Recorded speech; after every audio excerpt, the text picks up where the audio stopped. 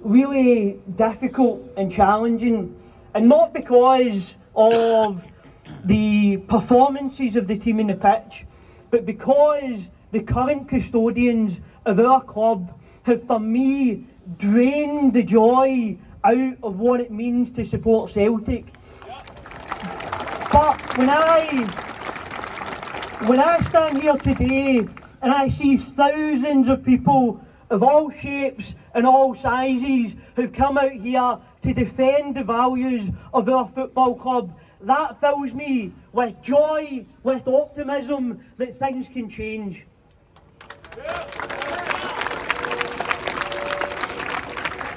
Just knowing that fans are willing to go the extra yard tells me that this is a club worth fighting for, and we're all prepared to stand up to deliver a Celtic that reflects our ambitions and our values.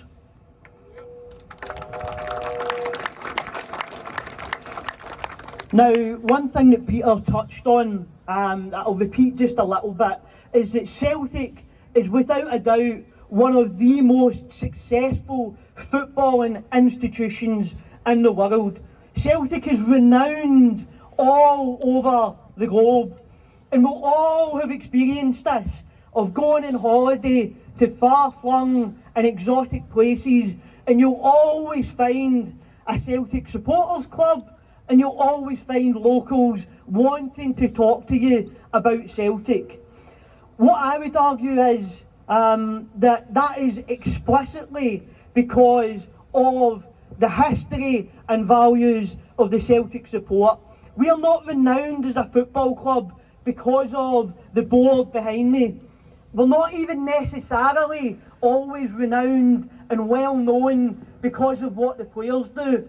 It is the support that makes Celtic a famous brand and famous name all over the world.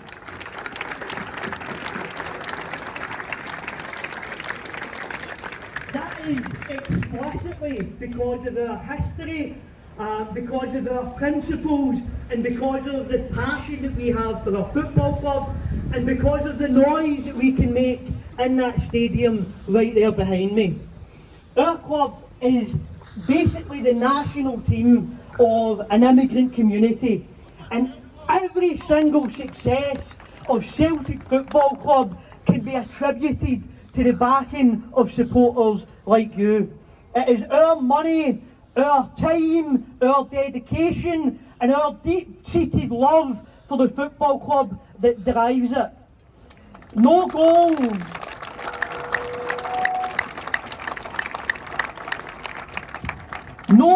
could be scored in that stadium, no trophy could be lifted by one of our captains without the sacrifices made by generation after generation of Celtic supporters as the driving force of our football club.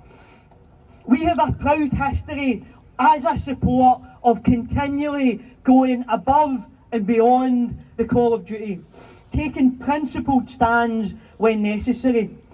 And if you know your history, you'll understand that fan protests have been part of our support's identity since the very beginning of Celtic Football Club. And when we have united, when we have worked together, we have achieved some incredible things. Firstly, I think you have to note that the generosity and solidarity of our supporters has meant that charities the length and breadth of this country have been sustained on the back of hard work and donations brought about through the Celtic support. In addition to that, the loudest voice in the football community supporting the besieged people of Palestine was once again the Celtic support.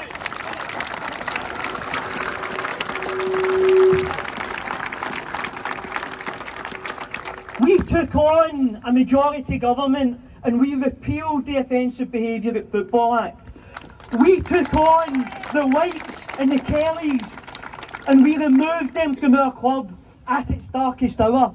We have continually throughout our history faced huge odds and powerful opposition, and we have won time after time after time.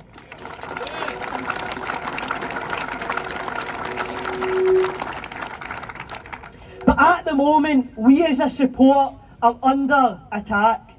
The Green Brigade has been banned entirely without justification as Michael Nicholson cowers and refuses to engage with supporters and listen to fans. The club has also attacked the Celtic Trust simply because it did not want to be held to account for its own inability to run the football club at its own AGM.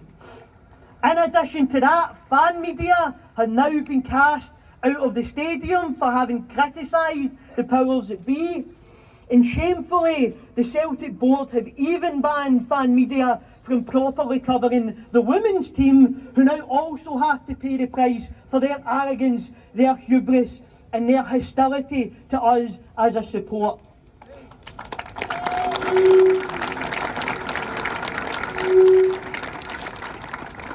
As I stand here today, we are all now collectively being smeared with ludicrous lies in our papers and on our airwaves, depicting the Celtic support as a baying mob rather than as the lifeblood of the football club. And the only way that we can fight this is to do it together. An attack on one of us must be an attack on all of us.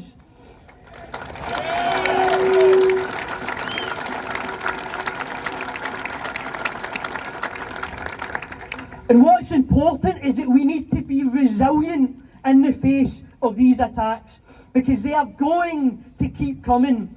We need to stand in solidarity with each other, and we need to send a clear message to the Desmonds and to the Celtic board that we will outlast every single one of them.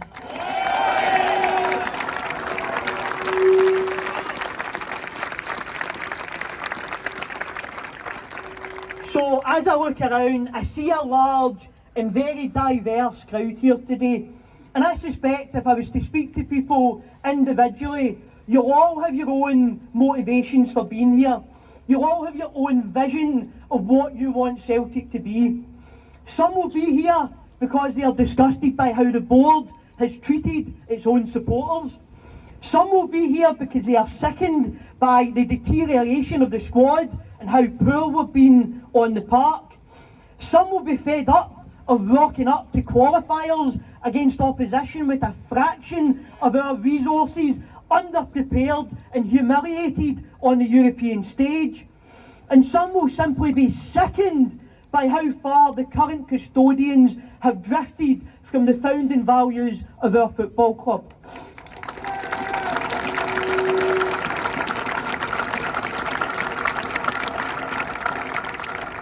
But my message here today is that whatever your gripe is, the board is to blame. If you think that the manager isn't good enough, it was the board that put him there. If you think that Paul Tisdale has failed, it was the board that put him there. If your problem is with the team, with the atmosphere, with the supporter bands, with any of it, the current board is to blame.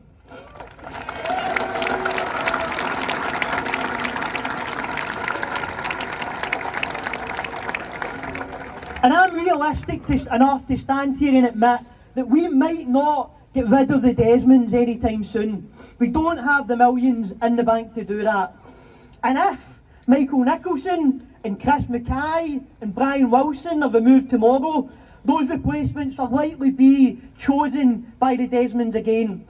But at the moment, one of the biggest problems at our football club is that the current custodians think that they are answerable only to the Desmonds, and they do not care what a single one of us thinks. And that is absolutely the thing that we have to change. And if we stay united, and if we can keep fighting, the history of our club tells us that we can force change. We can ensure that Michael Nicholson and Chris Mackay are forced out of that door and forced out of their positions. And if we do that, then the job for the next people in those roles becomes very different. They no longer would answer only to the Desmonds, and they would know that they also must answer to every last one of you.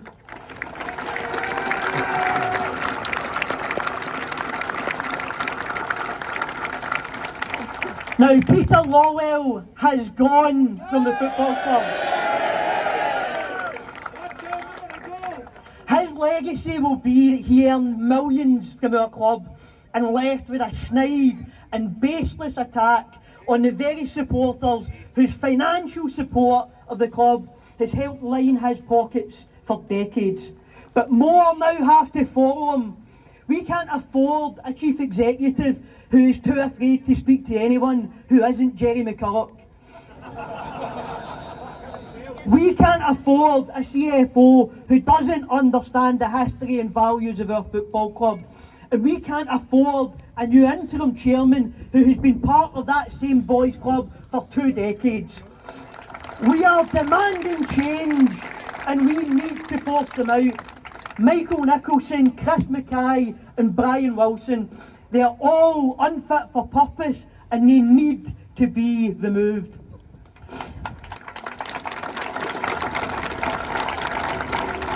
And if we want to do that, we have to hit them where it hurts. Our message from the Celtic Fans Collective is clear, that they will not get another penny until we see regime change. That means not a penny spent in the superstore in the run up to Christmas, and it means not a penny spent inside the stadium. Now, what we need to do, for those who are able to go into this game today and make yourselves heard. Get behind the team, get behind the players, but let the board know that there is no way back for them.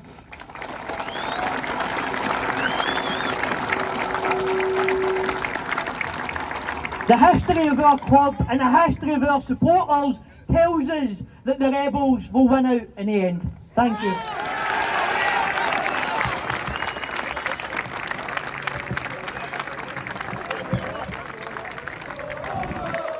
Oh, Celtic fans against the ball! Against the ball! Against the ball!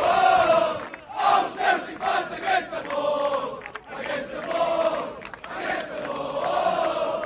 Oh, Celtic fans against the ball! Right, troops, I'll not keep these too long because everybody's fucking freezing and I'm not a very good public speaker, so don't expect me to talk the last two guys.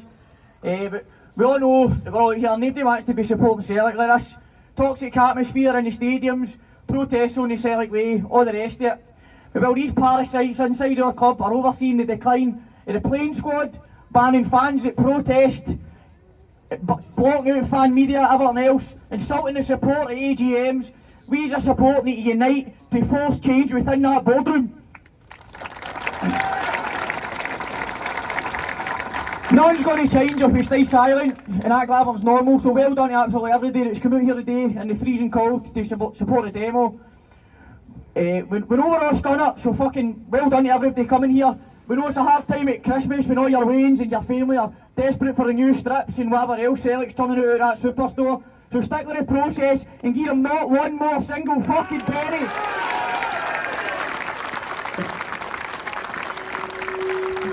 Just to round up, right?